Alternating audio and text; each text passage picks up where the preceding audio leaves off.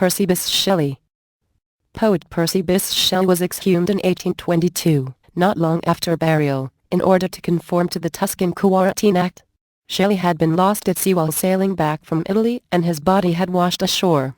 To prevent the spread of plague, the law required that anything washed up by the sea had to be burned. They burned him. Peter Lawford. British actor Peter Lawford had a career of highs and lows. In the 1950s he married into the Kennedy clan and fell in with Frank Sinatra. In the first few years of the 1960s, Lawford hung out with Marilyn Monroe, the First Family and Sinatra and his Rat Pack in Las Vegas.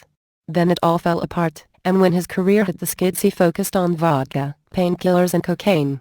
When Lawford died in 1984 he was destitute, reduced to selling his own life story to the tabloids.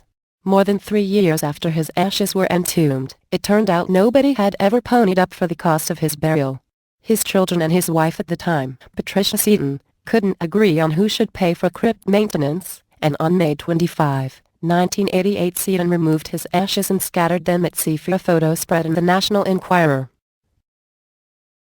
Pierre Charles L'Enfant designed a city plan for what would later become the District of Columbia in 1791 but was dismissed from the project when his temperament got in the way. L'Enfant died in poverty in 1825 and was buried in Prince George's County, Maryland.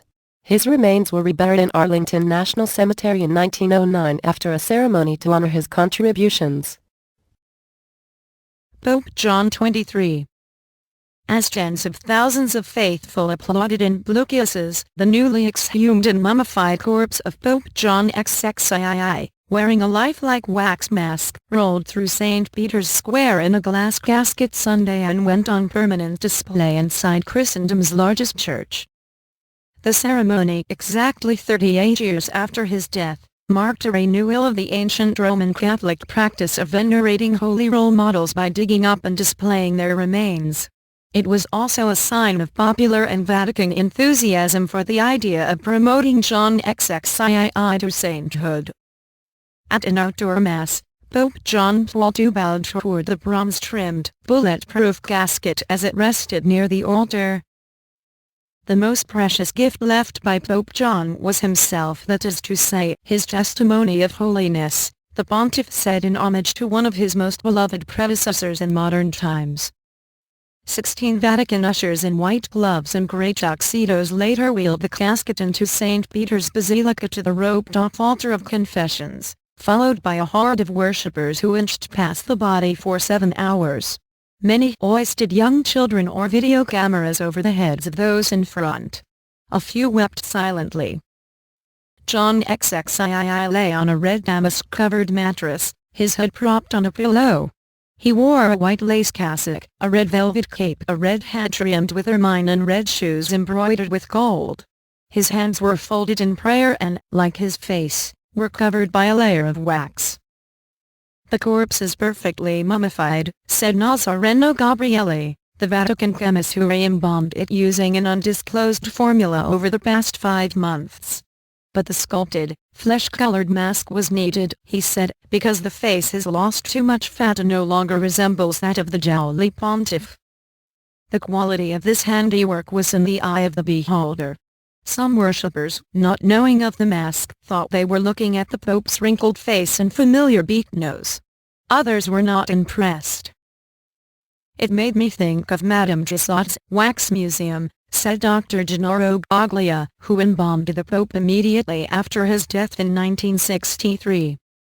Regardless, John XXIII is now clearly the star attraction among the 138 pontiffs buried in St. Peter's. The other one whose remains are visible, St. Pius X, 1835–1914, wears a mask sculpted from silver.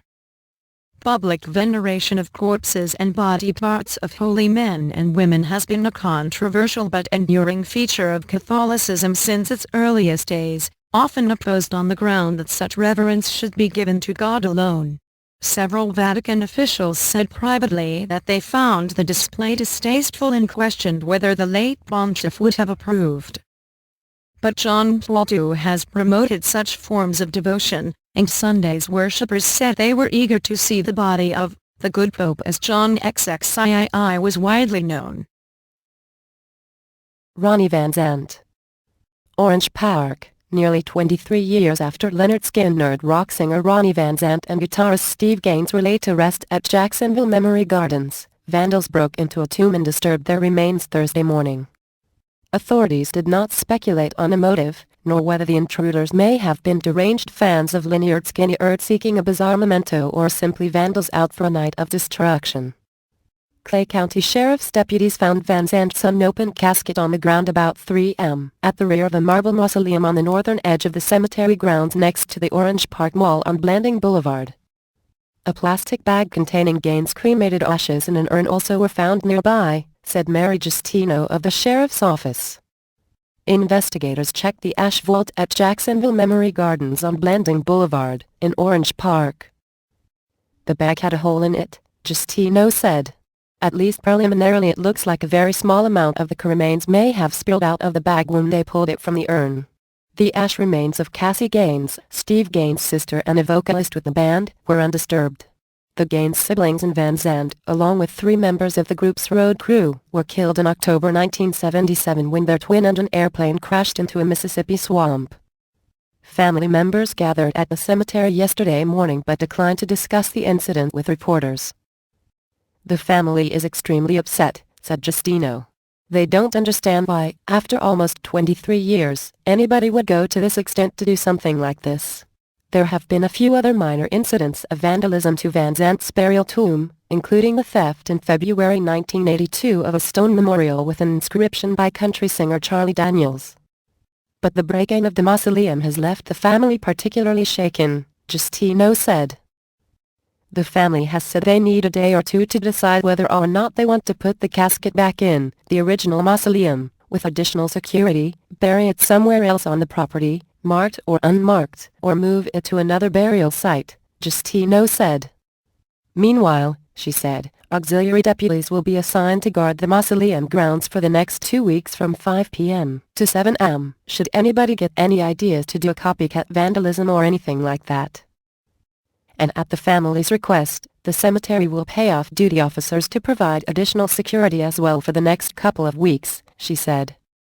In addition to the Van Zant and Gaines vaults, Justino said, vandals also busted walls of 3 other small vaults containing cremated remains, but those were not disturbed.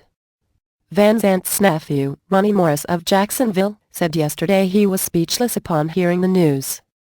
I hope they, the vandals, get help because they have to be twisted to do what they did, Morris said. I hope the Lord will forgive them for what they have done. Joe Carpenter had traveled from Bradenton to Orange Park to show his girlfriend, Jenny Marsh, Van Zant's grave yesterday. I had never seen it, said Marsh, who was trying to snap pictures of the tomb as deputies shooed her and Carpenter away. We're really bummed, said Carpenter. I think it's wrong, totally wrong. It's disrespectful. Justino said a heavy object evidently had been used to shatter the stone wall on the front of the marble mausoleum containing Van Zant's casket. It was broken into about 6 large pieces found on the ground, she said. Investigators said it's unlikely anybody could have broken it with their fist or foot. It's about 2 inches thick. The intruders may have been frightened off by the first deputy who arrived on the scene shortly after someone telephoned the sheriff's office about 3 a.m. and reported hearing unusual noises coming from the cemetery. The caller had been waiting for someone to pick him up at the mall. He was standing beside a road on the other side of a row of trees separating the cemetery property from the mall. After the break-in was discovered, additional deputies, investigators and evidence technicians, including a team from the Florida Department of Law Enforcement, were called to the scene. They didn't leave until around 4 p.m., some 12 hours later.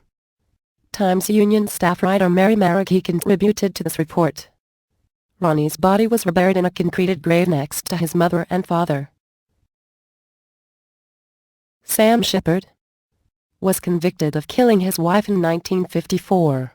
He maintained his innocence, and the conviction was overturned in 1964.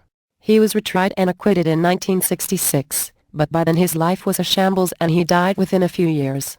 His son's persistence led to Shepard's body being exhumed in 1997, in order to complete DNA testing that has given more credence to Shepard's claims of innocence.